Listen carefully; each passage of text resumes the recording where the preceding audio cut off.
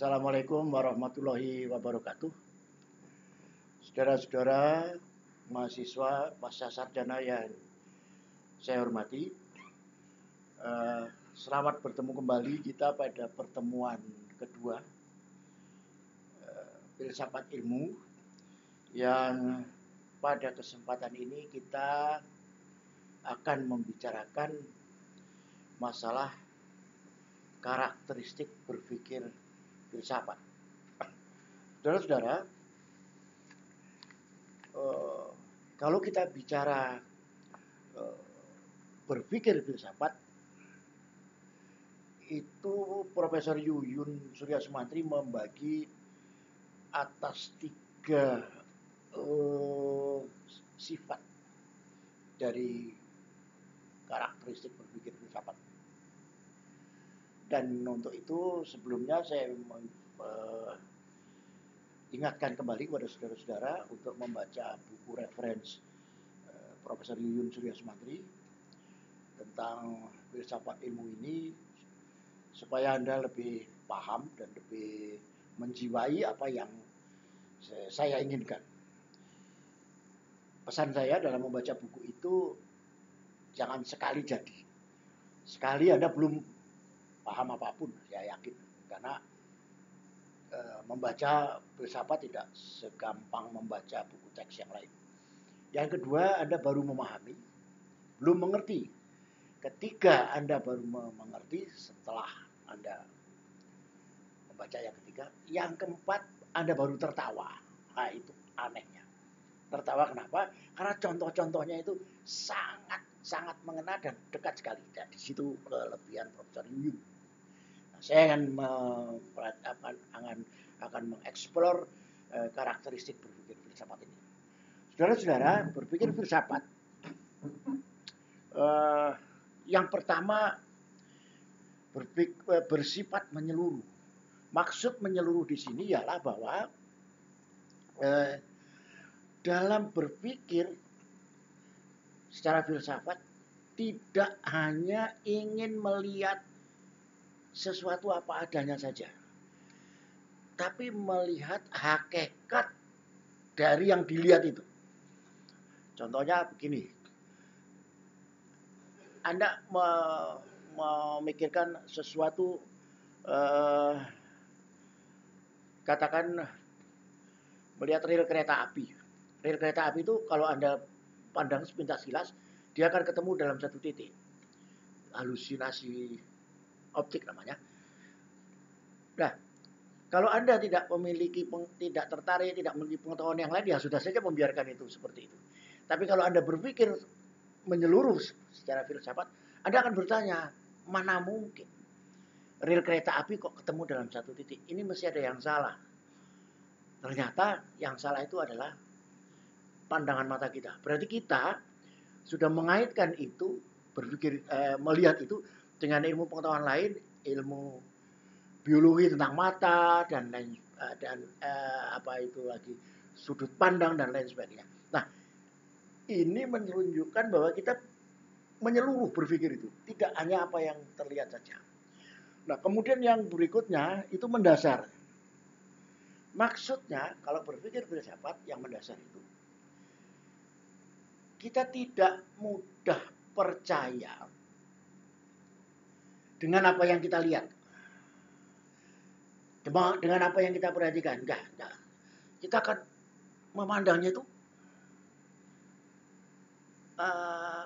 apa benar seperti itu? Apa benar kok warnanya itu merah? Apa benar rel kereta itu ketemu dalam satu titik? Nah, ini kita cari secara filosofis, mengapa kok orang seperti itu? Mengapa kita berpikir sampai menemukan jawaban yang mendasar? Apakah semua orang dalam memandang rel kereta api tadi akan seperti itu? Jangan-jangan Anda saja yang seperti itu, teman lain tidak. Nah, ini ada persoalan berarti. Nah, itu pemikiran yang mendasar. Nah, yang ketiga, bersifat spekulatif. Maksudnya bersifat spekulatif ini ialah kita selalu bertanya dan bertanya tentang sesuatu yang kita lihat, sesuatu yang kita perhatikan, sesuatu yang kita indera dengan panca indera kita. Dan kita akan terus bertanya, mengapa? Terus. Dan berpikir seperti ini merupakan berpikir spekulatif untuk menemukan hakiki kebenaran dari sesuatu. Nah, itu spekulatif sifatnya. Nah, dari sana, saudara-saudara, saya jadi tertarik dari apa yang ada pada The Story of Philosophy karangan Willem Duren yang juga menjadi referensinya bukunya Pak Yuyun. Duren mengatakan begini, ibarat pasukan perang adalah pasukan marinir yang merebut pantai untuk mendaratkan pasukan infanteri. Nah, tempat berpijak yang dipakai untuk pangkalan itulah filsafat. Ini sesuatu yang sangat spektakuler. Karena apa? Karena bahwa filsafat itu nanti akan kita ketemu pada pertemuan berikutnya menjadi dasar semua dasar. Menjadi dasar semua dasar ilmu pengetahuan. Nah, di sini bagaimana kekuatan filsafat menjadi pondasi yang menjadi tumpuan untuk perkembangan ilmu pengetahuan yang akan datang. Nanti pada pertemuan ke-7 atau ke-8 kita akan bicara bagaimana kuatnya pondasi itu yang diwakili oleh matematika, statistika, dan bahasa. Itu triangle yang nanti akan kita bicarakan menjadi penopang ilmu pengetahuan. Nah, selanjutnya saudara-saudara, kalau begitu kita akan bicara tentang pengetahuan. Nah, pengetahuan itu orang akan dihadapkan pada satu persoalan, apa ada beda antara orang tahu dengan orang yang tidak tahu? Pertanyaan pertama, apakah tahu itu? Lalu bedanya orang yang tahu dengan yang tidak tahu itu seperti apa?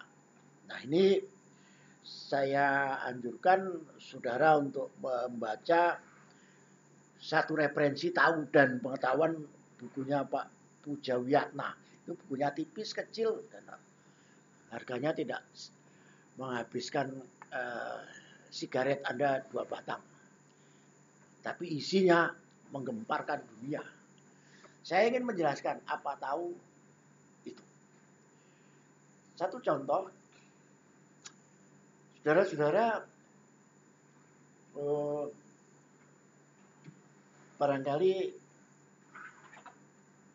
kalau saya menyebut Bali, di antara saudara-saudara yang hadir atau yang menyimak kuliah ini akan terbayang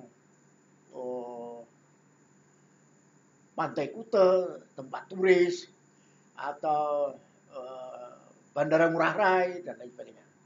Berarti Anda yang tahu itu karena Anda pernah pergi ke Bali. Lah, tapi kalau orang yang tidak pernah pergi ke Bali, dan dia tahunya Bali Nuraga yang ada di ujung sana, ya mungkin dia bayangannya ya perbatasan Gapura, itulah Bali gitu ya. Padahal dia, karena dia kenapa dia tidak punya mindset oleh sebab itu. Definisi tahu itu adalah gambaran di dalam pikiran manusia tentang yang diketahui. Ini menariknya nanti, saudara-saudara, pada pertemuan ke-7 kita akan melihat starting point atau titik tumpu atau sudut pandang dari seseorang yang membedakan dengan orang lain.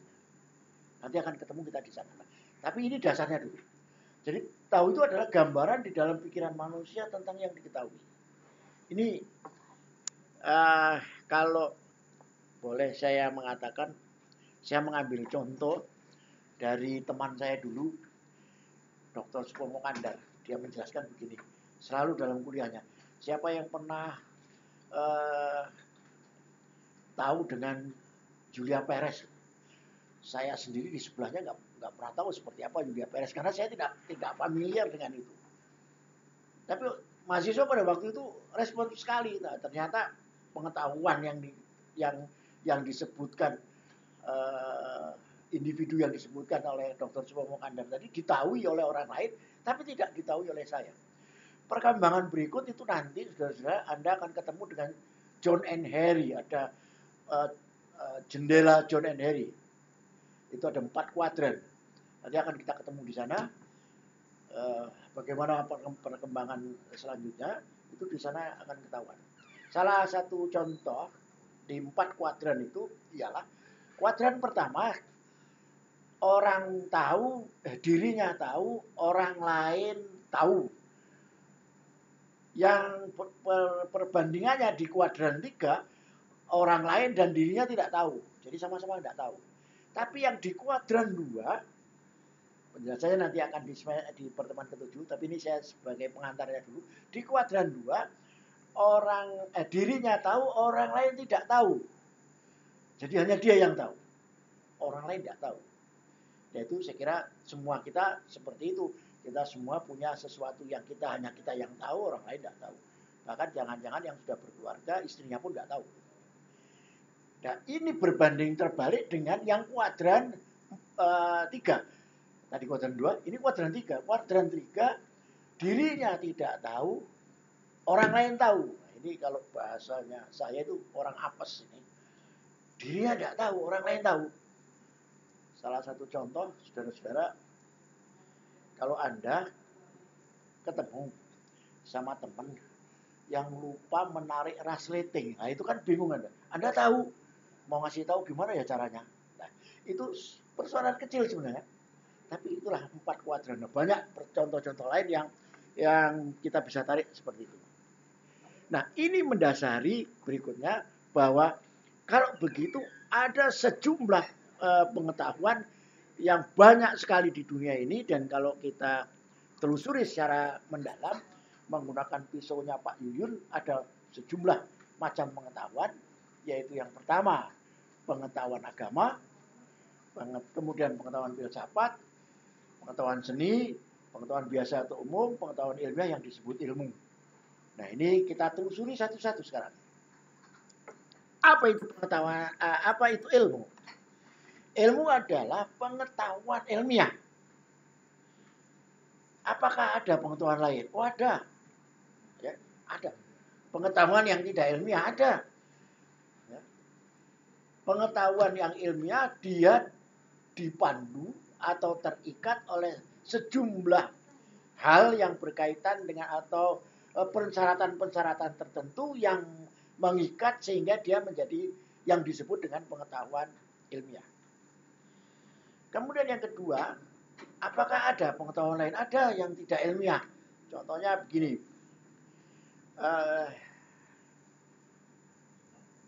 pembantu kita di rumah atau orang yang menolong kita di rumah.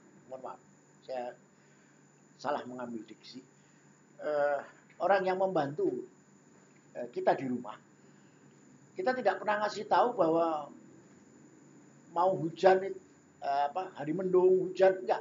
Begitu di hari mendung, dia akan keluar mengambil jemuran. Kita tanya, kenapa diambilin jemuran? Mau hujan. Padahal belum hujan, hanya baru mendung. Nah, itu pengetahuan biasa itu. Ya. Bukan merupakan pengetahuan ilmiah untuk yang bersangkutan seperti itu. Nah, oleh sebab itu, ini yang membedakan antara tahu dengan tidak tahu. Dan untuk ini saya minta saudara menelusuri tentang tahu ini dengan membaca Tahu dan Pengetahuan oleh Puja Wiyatna. Bukunya kecil dan ini bahan diskusi kita untuk pertemuan-pertemuan yang akan datang. Nanti akan dipandu oleh tim. Antara lain kalau yang di ilmu pendidikan, kelompok ilmu pendidikan nanti oleh Bapak Dr. Didi Karwan. Dan nanti yang di bahasa akan dipandu oleh Dr. Farida Aryani dengan Dr. Dwiana Absari, dan yang di sains nanti akan dipandu oleh Dr. Trijalmo.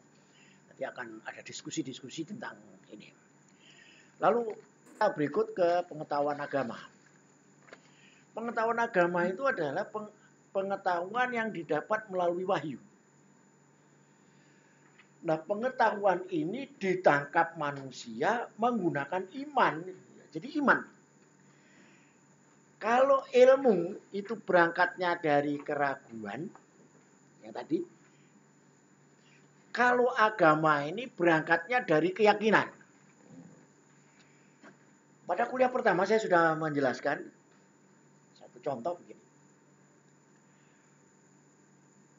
Kita semua percaya adanya neraka, adanya surga. Gitu. Percaya kita. Waktu ditanya adakah orang yang pernah pulang dari sana, kita akan tertawa, tidak akan ada. Kenapa? Karena kita berangkatnya itu yakin. Bukan dari keraguan. Enggak. Kita yakin, hakul yakin gitu ya. Bahwa nanti setelah mati kita akan dihisab. Kemudian yang salah akan masuk neraka, yang benar akan mendapat ganjaran surga. Itu yakin berangkatnya. Ini ditangkap oleh apa? Oleh iman. Bukan oleh panca indera, tapi oleh iman kita. Iman yang menangkapnya. Jadi kalau ada ahli filsafat, teman ahli filsafat mengatakan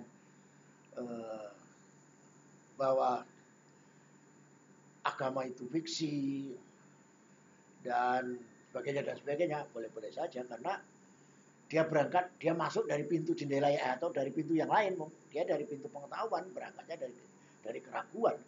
Ya, beda pendapat di situ ya boleh-boleh saja, tapi pintu masuk agama bukan dari situ, tapi dari keyakinan. Ya. Jadi bukan dari keraguan. Nah, di sini mengapa saya minta ada doktor seni yang ikut menjadi tim pada filsafat ilmu, karena ada yang disebut pengetahuan seni. Pengetahuan seni itu didasarkan pada unsur jiwa rasa manusia. Kenapa? Karena seni bersifat personal. Beda sekali satu dengan yang lain. Contoh,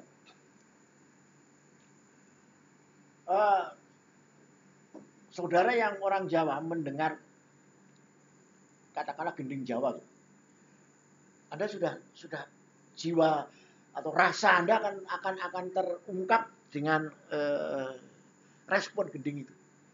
Tapi mohon maaf, yang non Jawa mungkin dia mengatakan apa ini?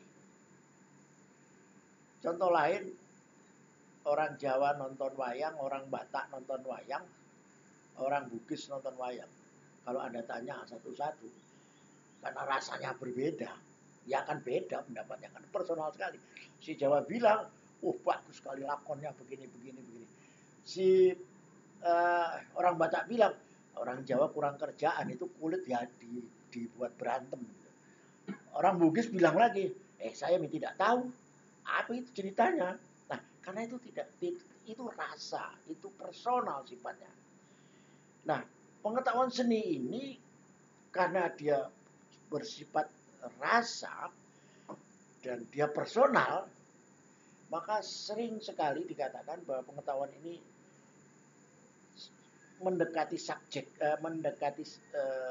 subjektif sekali. Itu banyak yang mengatakan begitu.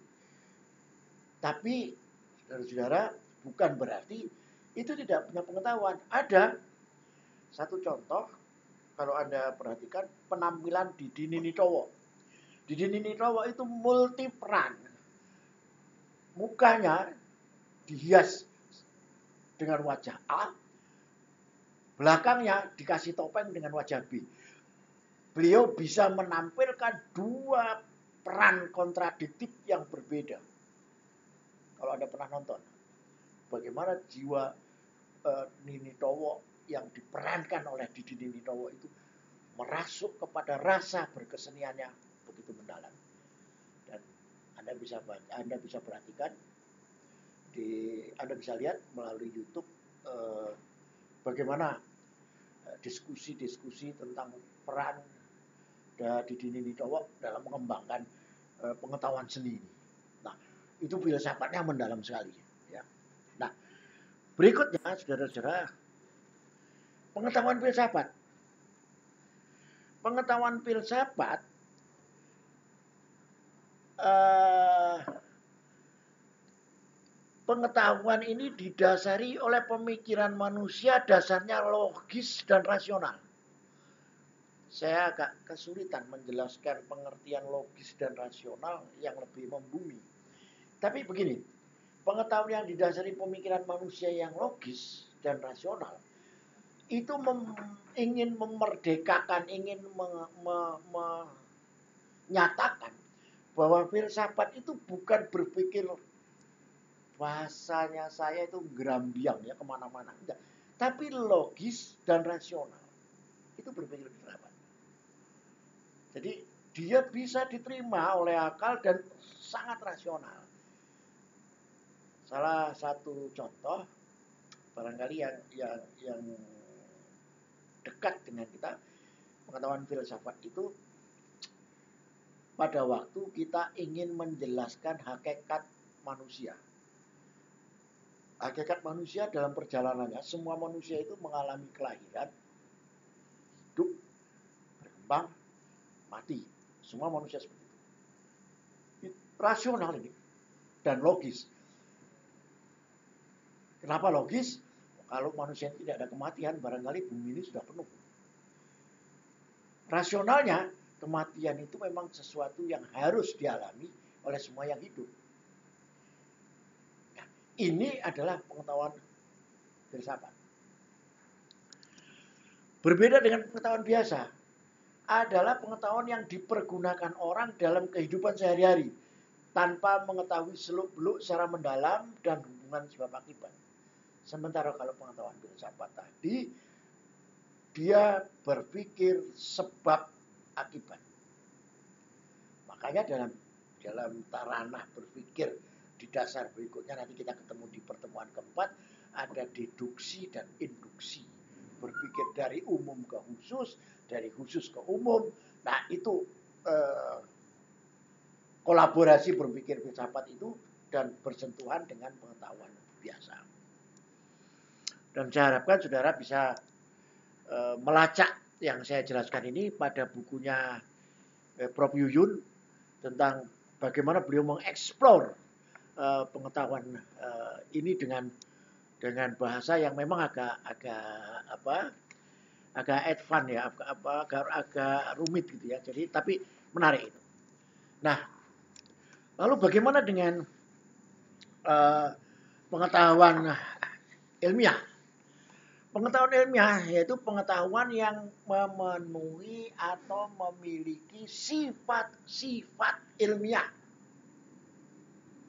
Sekali lagi, sifat-sifat ilmiah yang melekat ya, pada pengetahuan itu.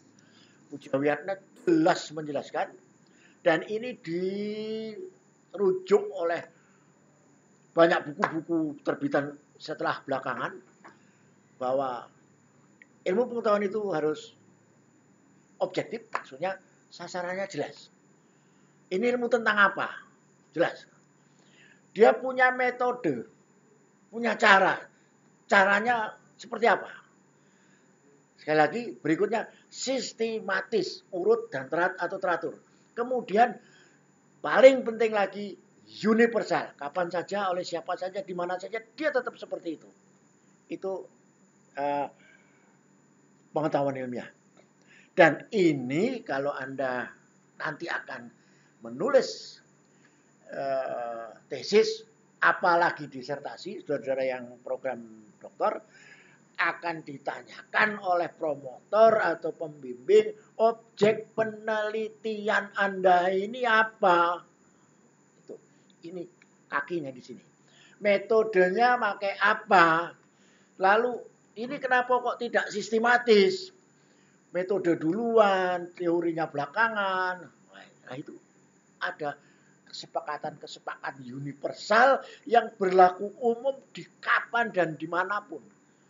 Acuan seperti itu sama. Nah, yang berikutnya objek ilmu. Saudara-saudara, objek ilmu itu kalau kita perhatikan ada dua, yaitu objek materia atau objek menyeluruh, dan yang berikutnya objek forma, yaitu sudut pandang. Objek material adalah objek di mana kita melihat sesuatu itu secara utuh. Contohnya, di ruangan ini ada kursi. Ada kursi warna kuning, warna abu-abu, warna coklat. Tapi semua itu untuk tempat duduk. Nah, itulah namanya kursi. Jadi, hukumnya berlaku sama. Kursi itu tempat duduk. Beda dengan objek forma. Objek forma adalah sudut pandang. Ini kursi tempat duduk, betul. Tapi di situ ada kotak yang juga bisa untuk diduduki. Nah, itu objek forma namanya. Jadi sudut pandangnya yang beda. Dengan yang satu mengatakan, enggak lah, kotak itu bukan untuk tempat duduk, itu untuk menempati segala sesuatu. Nah, inilah yang membedakan satu dengan yang lain dalam memandang. Itu membedakan ilmu pengetahuan dalam gugus-gugus pemahaman menjadi disiplin ilmu. Satu contoh, yang dipandang itu manusia. Kalau dipandang dari sudut interaksi antar manusia, maka ilmunya sosiologi. Kalau dia dipandang dari sudut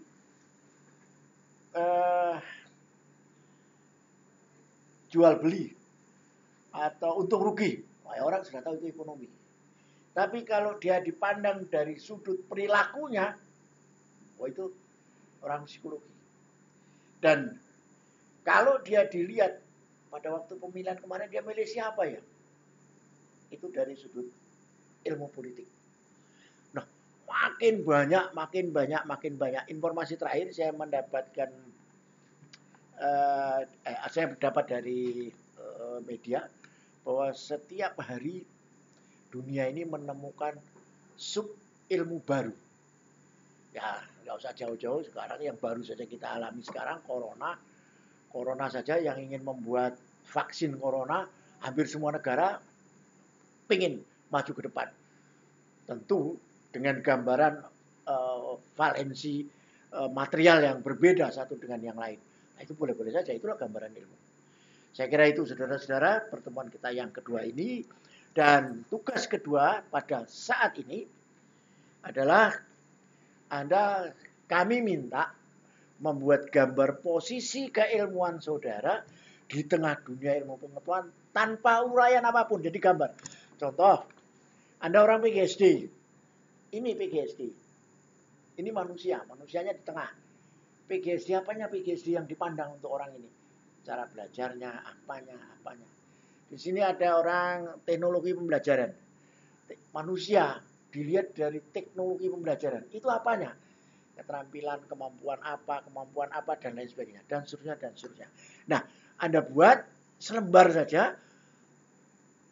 Gambar tersebut diberi nama Anda, kasih NPM, kirim ke VA email yang ada pada layar.